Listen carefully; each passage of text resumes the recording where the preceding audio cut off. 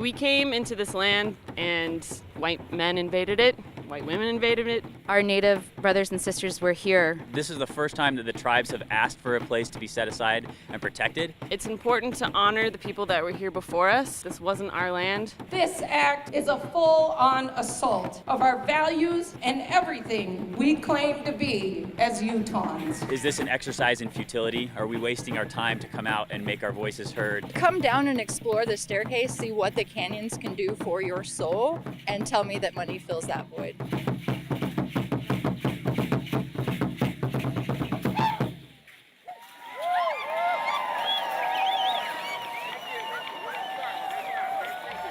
Our first speaker is Ethel Branch, Attorney General of the Navajo Nation.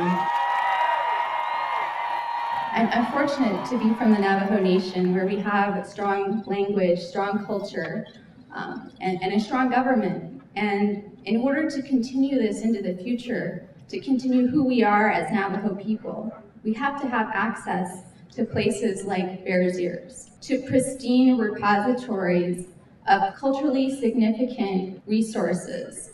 So thank you all for your support in protecting Bears Ears and ensuring that my people and the people of our 5 coalition nations are able to continue our existence into the future as Native people. We make one simple request in those actions that we will take on Monday, and that is that the President follow the law. We ask that he honor the United States Constitution and the separation of powers that are set forth in it.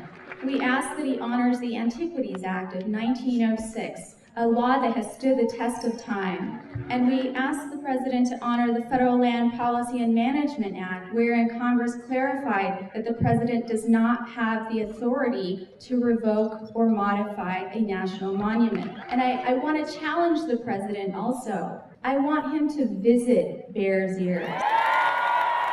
I want him to breathe in deeply and absorb the medicine from that space. And then I want him to look south to Navajo Mountain, which is the physical embodiment of the head of Mother Earth for the Navajo people.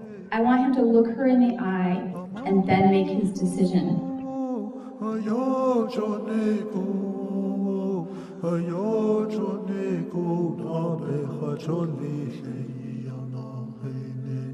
Well, I mean, the oil and gas industry runs our nation and runs our state. I don't trust anyone that is profiting off of oil and gas companies. I don't think this administration will listen to the people because clearly they're not. They're listening to special interests. Oil and gas doesn't last forever, and as soon as those resources are tapped, we're left with land that isn't great anymore. We know that we are judged by what we do to Mother Earth, and the future will judge us by what we leave behind.